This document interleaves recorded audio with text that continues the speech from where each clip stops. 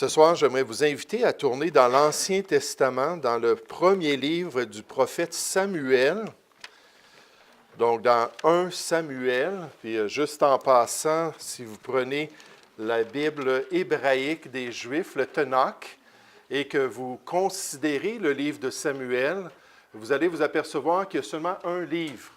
1 et 2 Samuel dans la Bible juive sont ensemble, ainsi que 1 et 2 Rois, 1 et 2 Chroniques. Les chrétiens ou les croyants ont divisé ça dans nos Bibles pour que ça soit plus facile de se retrouver.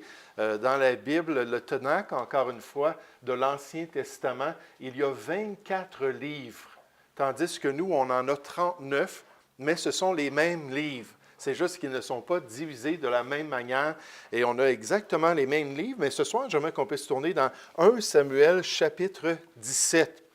Et j'aimerais considérer avec vous ce soir le zèle du jeune David.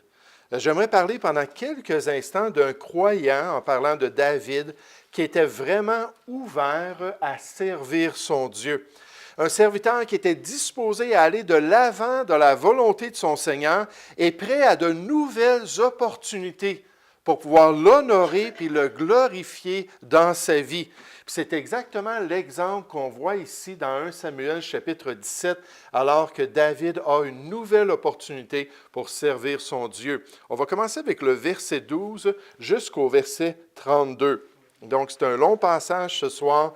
1 Samuel chapitre 17, à partir du verset 12. On nous dit, « Or, David était fils de cet Éphratien de Bethléem de Juda, nommé Isaïe, qui avait 8 fils, et qui, du temps de Saül, était vieux, avancé en âge. Les 3 fils aînés d'Isaïe avaient suivi Saül à la guerre. Le premier-né de ces 3 fils qui étaient partis pour la guerre s'appelait Éliab, le second Abinadab et le troisième Shama. David était le plus jeune. Et lorsque les 3 aînés eurent suivi Saül, David s'en alla de chez Saül, il jouait de la musique, il servait Saül, donc il est parti et revint à Bethléem pour faire paître les brebis de son père. Le Philistin, on l'a déjà introduit dans les 11 premiers versets, le Philistin qui était un géant qui s'appelait Goliath de Gath. C'était un homme énorme, vraiment, on peut estimer d'après les différentes coudées, que peut-être il mesurait jusqu'à 11 pieds. Donc, c'était vraiment un homme incroyable, puis il avait été entraîné à la guerre dès sa jeunesse. C'était tout un soldat, le héros des Philistins qui avait provoqué le peuple d'Israël à la guerre, puis avait demandé « Envoyez-moi quelqu'un ». Donc, Goliath, le Philistin, s'avançait matin et soir et il se présenta pendant 40 jours. Isaïe dit à David, son fils, « Prends pour tes frères cet épha de grains rôtis et ces 10 pains, et cours au camp vers tes frères. Porte aussi ces 10 fromages au chef de leurs milliers. Tu verras si tes frères se portent bien et tu m'en donneras des nouvelles sûres. » Donc, va sur le champ de bataille, va voir tes frères, puis dis-moi ce qui arrive avec eux. Ils sont avec Saül et tous les hommes d'Israël dans la vallée des Térébintes, faisant la guerre aux Philistins. David se leva de bon matin, il laissa les brebis à un gardien, prit sa charge et partit comme Isaïe le lui avait ordonné. Lorsqu'il arriva au camp, l'armée était en marche pour se ranger en bataille et poussait des cris de guerre, l'armée d'Israël. Israël et les Philistins se formèrent en bataille, armée contre armée. David remit les objets qu'il portait entre les mains du gardien des bagages et courut vers les rangs de l'armée. Aussitôt arrivé, il demanda à ses frères comment ils se portaient.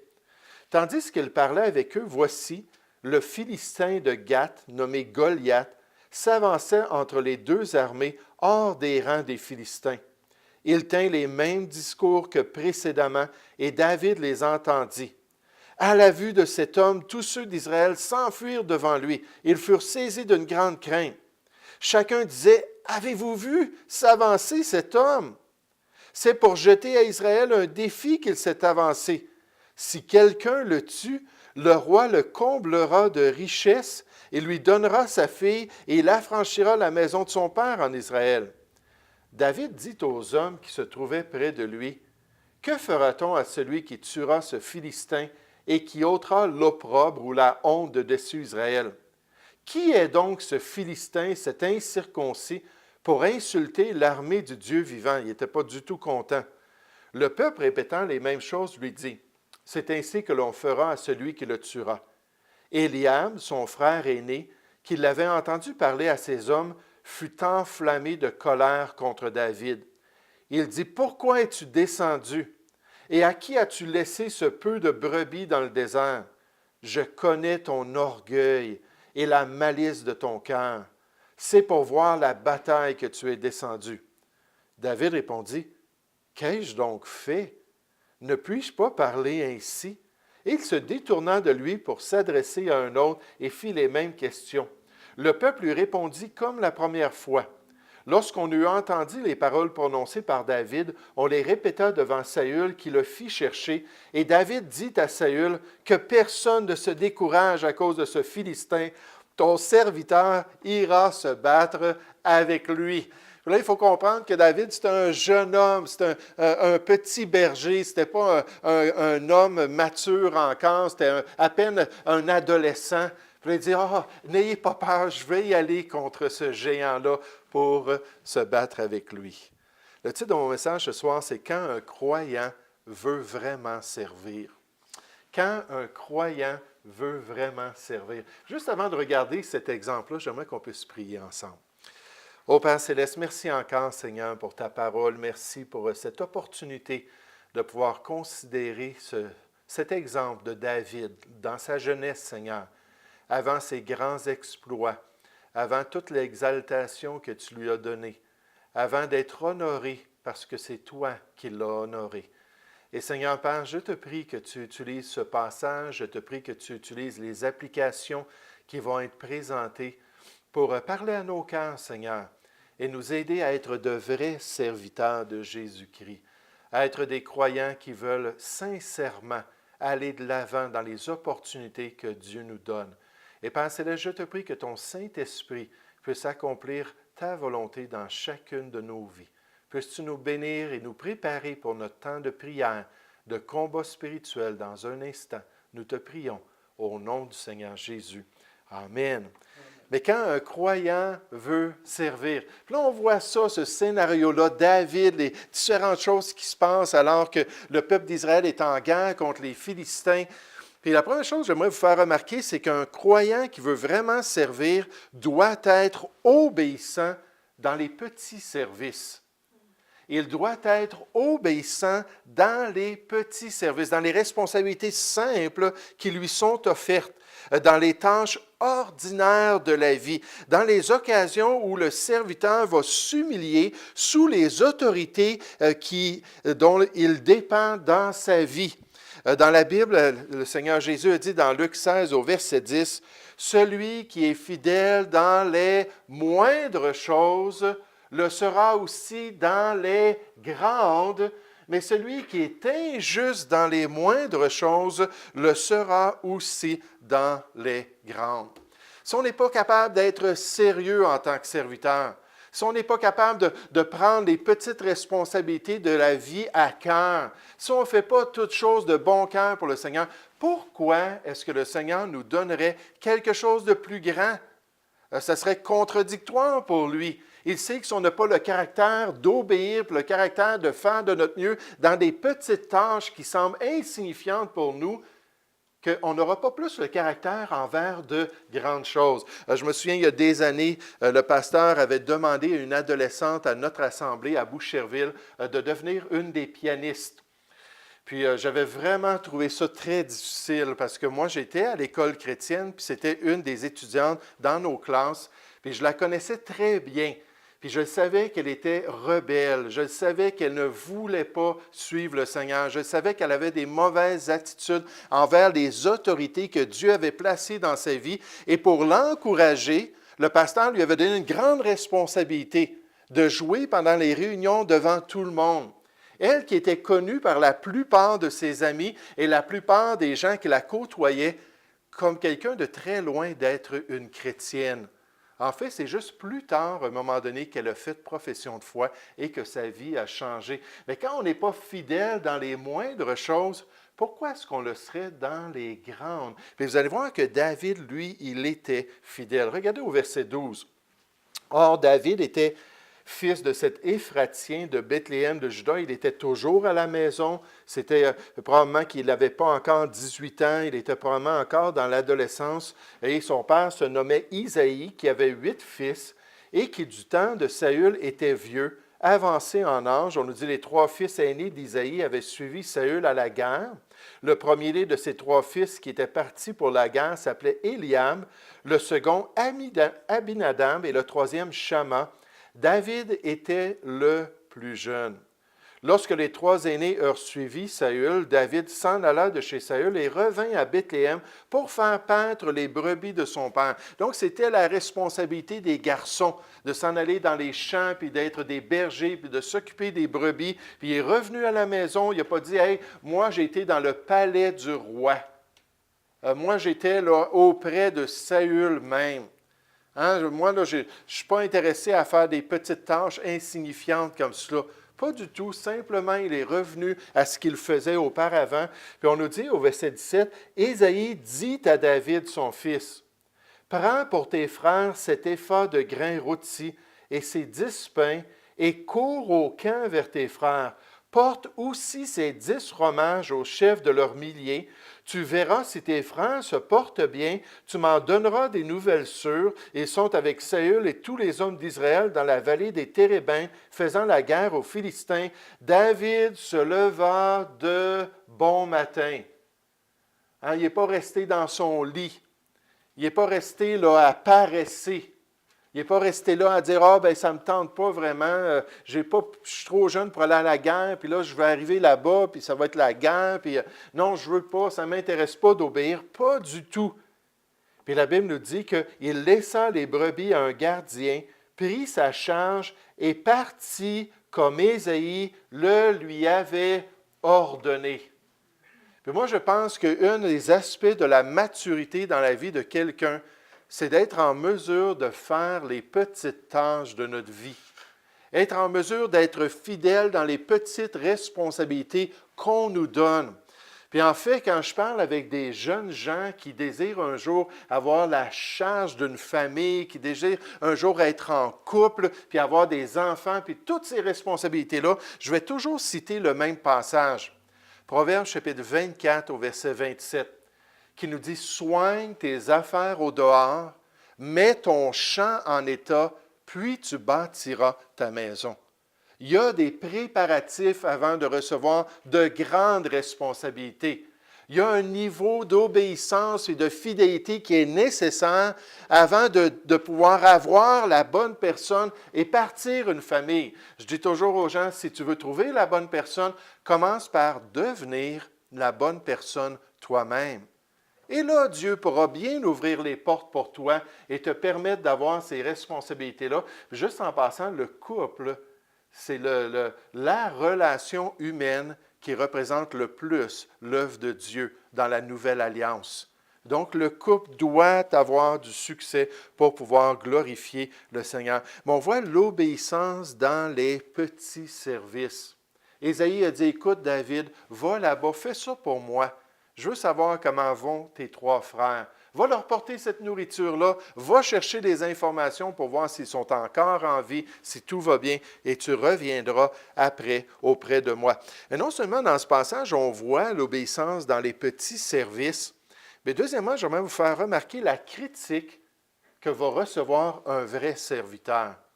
La critique que va recevoir un vrai serviteur. Un serviteur qui veut aller de l'avant dans le Seigneur, un serviteur qui veut servir de mieux en mieux, puis de progrès en progrès, qui est prêt à développer de la vertu, à rajouter à sa foi, comme on nous dit dans 2 Pierre 1,5, la vertu chrétienne, qui est prêt à se développer spirituellement, et il peut s'attendre à être critiqué.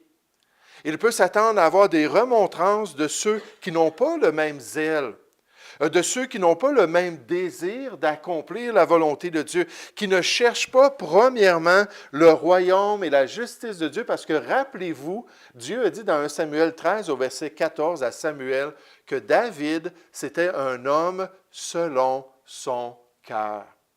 David l'a choisi parce qu'il avait le cœur à la bonne place. Il voulait servir sincèrement son Dieu, mais à cause de cela, il a été critiqué. Regardez au verset 21 de notre texte. On a dit, Israël et les Philistins se formèrent en bataille, armée contre armée. David remit les objets qu'il portait entre les mains du gardien des bagages. Il courut vers les rangs de l'armée. Aussitôt arrivé, il demanda à ses frères comment il se porta. Puis, avez-vous remarqué que c'est la première chose qu'il a faite? Avez-vous remarqué qu'il s'est empressé d'obéir dans cette responsabilité-là, d'aller chercher des nouvelles? Il n'est pas allé voir le camp, il n'a pas mis ses longues vues pour regarder les Philistins, puis commencer à considérer, y a-t-il eu déjà là, des escarmouches, y a-t-il eu déjà des combats, là? Qu'est-ce qui se passe? Non, il est allé auprès de ses frères pour faire ce qui est bien. Puis on nous dit ensuite au verset 23, tandis qu'il parlait avec eux, « Voici le Philistin Gath, nommé Goliath, s'avança entre les deux armées. » Puis là, on se souvient de ce qui s'est produit. Les gens ont été effrayés. Ceux qui étaient en train de crier, « Wow, on est le peuple de Dieu, puis on va s'en aller à la guerre. » Puis là, ils le voient arriver, puis on dit, « Oh, oh, oh! » Non, pas du tout. Il est trop grand pour nous. Il est trop immense. Il n'y a pas un soldat qui est capable de se lever contre lui. Puis là, ils ont dit, par contre, si quelqu'un oserait le faire, puis qu'il réussirait à le battre, voici tous les honneurs qu'il va recevoir et toutes les récompenses que le roi va lui donner. Puis là, David, il pose des questions, puis il dit, ah oui, c'est ça qui pourrait se passer. Puis là, au verset 28, remarquez, on nous dit, Éliab, on nous dit, Éliab, son frère aîné, qui l'avait entendu parler à ses hommes, dit à David, ne t'inquiète pas, mon petit frère, je m'en vais moi-même me battre contre Goliath. Oh, ne t'inquiète pas, un de nous trois, on sait que Dieu va nous donner la victoire. Est-ce que c'est ça qu'on voit ici? Non, ils n'osaient pas le faire. Ils regardaient avec leurs yeux plutôt qu'avec la foi pour pouvoir faire ce que Dieu voulait. Puis dans tout ce peuple-là, dans tous ces soldats-là, pendant 40 jours, c'est la 40e journée, il n'y a pas un chat qui a levé le doigt et a dit « Je vais y aller, moi. » Puis je vais me confier en Dieu, puis on est le peuple de Dieu, Dieu va nous donner la victoire. Donc, son frère faisait partie de ceux qui n'étaient pas prêts à prendre un pas par la foi, puis à mettre sa confiance dans le Seigneur pour avoir cette victoire-là pour la gloire de Dieu. Puis là, on nous dit qu'il fut enflammé de colère. Et combien de fois ça arrive dans la vie d'un chrétien qu'un enfant de Dieu va venir le voir pour le réprimander à cause qu'il a levé sa main pour servir le Seigneur, à cause qu'il a décidé de s'engager dans telle et telle œuvre pour Dieu, à cause qu'il a dit « le Seigneur m'a appelé à telle et telle situation ». Puis avoir des chrétiens qui viennent nous critiquer pour ça, je me souviens, j'étais à l'Institut biblique, puis je m'intéressais à avoir une épouse. J'étais un jeune homme de 21 ans, puis là, je venais d'apprendre concernant l'Évangile, j'avais mis ma foi en Jésus-Christ, puis là, j'étais un tout nouveau chrétien, puis je commence à l'Institut biblique à recevoir une formation biblique, puis là, je parle avec les pasteurs qui étaient présents, il y avait quelques pasteurs. Puis à un moment donné, je demande à un des pasteurs, j'ai dit, qu'est-ce que des femmes chrétiennes recherchent d'un chrétien? Puis là, c'était intéressant, il dit une des choses importantes, c'est l'hygiène puis la propreté. Il dit ça, c'est de base. Il dit, il faut être propre. Des femmes sont repoussées par ça. Ensuite, il dit quelqu'un de sérieux dans sa vie, quelqu'un d'ordonné, quelqu'un qui va faire des preuves, qui va démontrer qu'il peut avoir une responsabilité, parce que la femme chrétienne qui dit oui, elle risque tout, là, comparé à l'homme. Puis donc, il dit, c'est ça que ça prend. Puis il dit, en passant, il dit, elles aiment ça, quelqu'un aussi qui s'habille bien. Là, il n'a pas donné de détails, il n'a pas rien dit. Mais moi, ça faisait quelques semaines que j'assistais à l'église, puis je voyais que la plupart des hommes portaient un veston avec une cravate. Maintenant, ce n'est pas obligatoire, là. Mais j'avais remarqué ça, surtout les pères de famille, puis les hommes d'affaires qu'on avait dans notre assemblée. On était 170 personnes environ. Puis là, j'ai dit, hey, je vais aller me trouver un habit usagé quelque part. Puis là, je m'en vais, puis je commence à regarder. Puis finalement, je me trouve un veston, puis je me trouve une cravate, puis tout ça. Puis là, j'arrive le dimanche matin, habillé comme cela. Puis il y avait un frère qui m'attendait à la porte. Puis je peux vous dire, il était irrité. Il était fâché contre moi. Penses-tu que tu es meilleur que tout le monde parce que tu t'es habillé comme ça? Tu ne connais pas le proverbe que l'habit ne fait pas le moine? Es-tu plus spirituel que nous autres parce que tu t'es habillé comme ça? Puis une chose après l'autre, bang, bang, bang, bang, bang. J'ai dit, j'ai juste fait pour plaire à Dieu.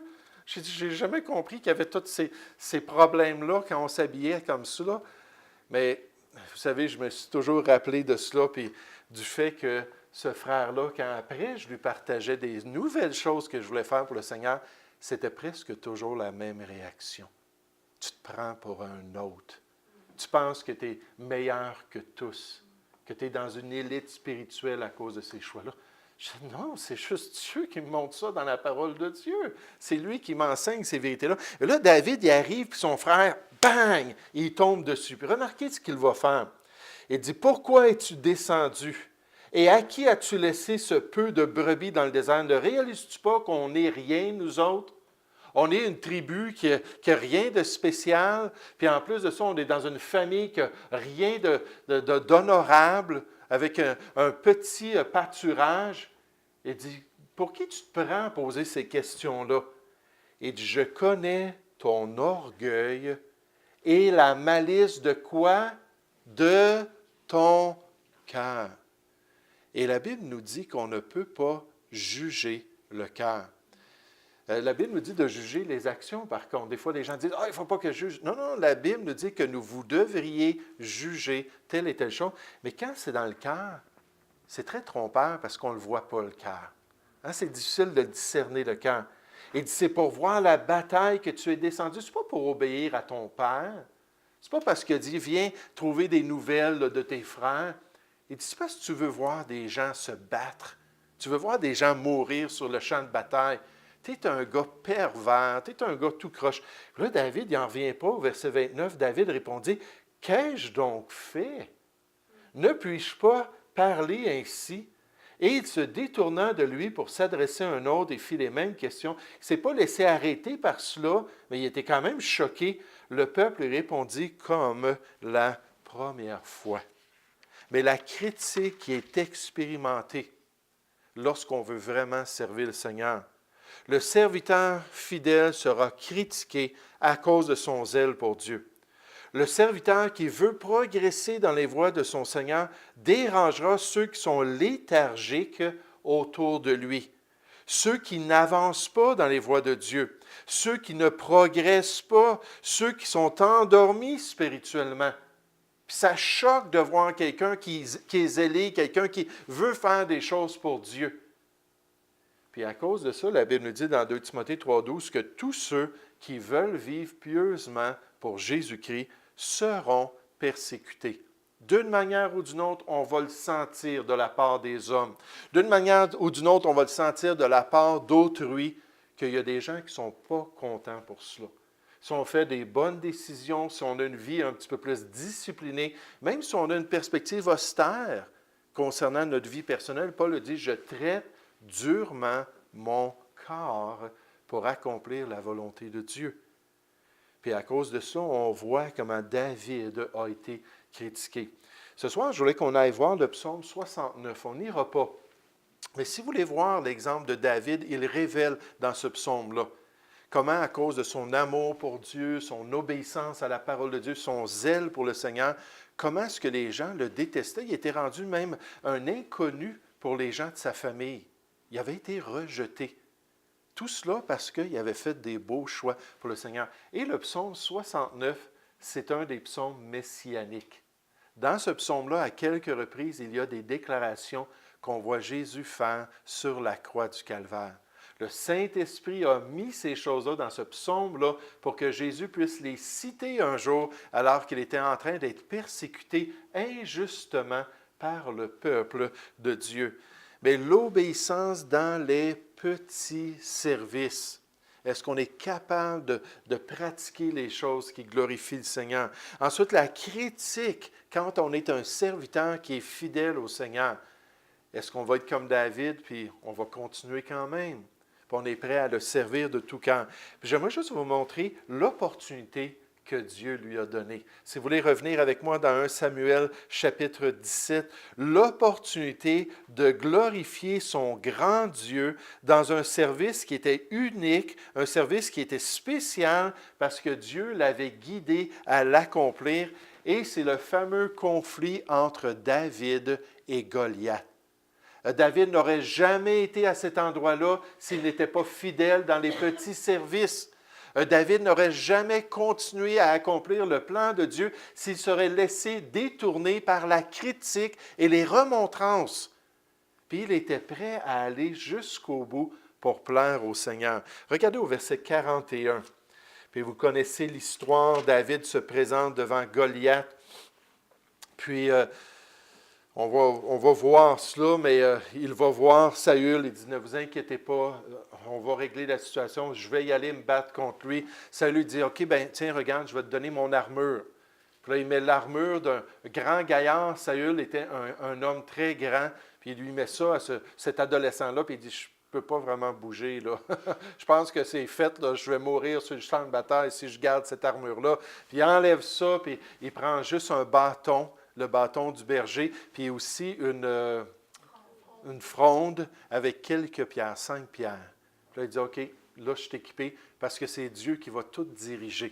Puis là, il s'en va contre le Philistin. Verset 41, le Philistin s'approcha peu à peu de David, et l'homme qui portait son bouclier marchait devant lui. Le Philistin regarda, et lorsqu'il aperçut David, il le méprisa, ne voyant en lui qu'un enfant blond et d'une belle figure. Le Philistin dit à David, « Suis-je un chien pour que tu viennes à moi avec des bâtons? » Et après l'avoir maudit par ses dieux, il ajouta, « Viens vers moi, et je donnerai ta chair aux oiseaux du ciel et aux bêtes des champs. Donc viens, puis je vais régler ton cas. Ça ne sera pas long. » David dit aux Philistins, « Tu marches contre moi avec l'épée et la lance et le javelot, et moi je marche contre toi au nom de l'Éternel des armées. » C'était tout ce que ça prenait. Ça prenait tout simplement Dieu dans l'équation. N'importe quel des serviteurs dans l'armée d'Israël aurait pu être là à la place de David. Puis Dieu l'aurait utilisé, Dieu se serait glorifié. Je viens au nom de l'Éternel des armées, du Dieu de l'armée d'Israël que tu as insulté. Aujourd'hui, l'Éternel, puis je vais lui donner toute la gloire, te livrera entre mes mains. Je t'abattrai, je te couperai la tête. Aujourd'hui, je donnerai les cadavres du camp des Philistins aux oiseaux du ciel et aux animaux de la terre, et toute la terre saura qu'Israël a un Dieu. Mais vous savez, dans 1 Samuel chapitre 16, dans le chapitre précédent, Samuel est allé auprès de la famille d'Isaïe, puis il a pris ce 8e des enfants d'Isaïe, puis il a versé une coupe d'huile, proclamant que David allait avoir l'onction du roi. Puis quand Saül allait plus être là, ça allait être David qui allait être le roi d'Israël. Et la Bible nous dit qu'à ce moment-là, dans 1 Samuel chapitre 16, quand il y a eu cette onction-là, que l'Esprit de Dieu est descendu sur David à partir de ce moment-là. Puis là, on voit David devant cet ennemi, ce géant, puis l'Esprit le remplit, puis il dit, « Je vais te vaincre. Parce que là, toi, tu es toute seule, puis moi, je suis avec Dieu. Puis c'est Dieu qui va me donner la victoire. » Puis là, David a pris sa fronde, puis il a laissé aller la roche, puis là, la roche, elle a pris une accélération, puis elle a frappé en plein dans le front, puis il est tombé par terre. David est arrivé avec l'épée, puis il a mis fin à sa vie. Mais Dieu l'a utilisé d'une manière spectaculaire. Sa renommée s'est répandue en Israël. Il est devenu un des grands soldats après ça de l'armée du peuple de Dieu. Mais ça a tout commencé par l'obéissance. Dans les petites choses. Quand il y a de la critique, on continue, il va toujours y en avoir. Puis un jour, Dieu va ouvrir les portes pour un grand service pour lui. Quelque chose de spécial parce qu'on va persévérer dans ses voies. Il sait que si on a été fidèle dans les petites choses, on va être aussi fidèle dans les grandes choses pour la gloire de Dieu. Nous allons prier ensemble. Ô Père Céleste, merci encore pour ce beau passage des Écritures. Merci pour l'histoire de David. Merci pour cette victoire extraordinaire, son obéissance. Merci qu'il s'est soumis à son père Isaïe. et qu'il n'était pas prétentieux, il n'était pas rempli de lui-même, il n'était pas orgueilleux, mais il était prêt à suivre les autorités établies parmi les hommes. Ô Père Céleste, je te prie qu'on puisse être de bons serviteurs, qui allons de l'avant pour toi, au nom du Seigneur Jésus. Amen.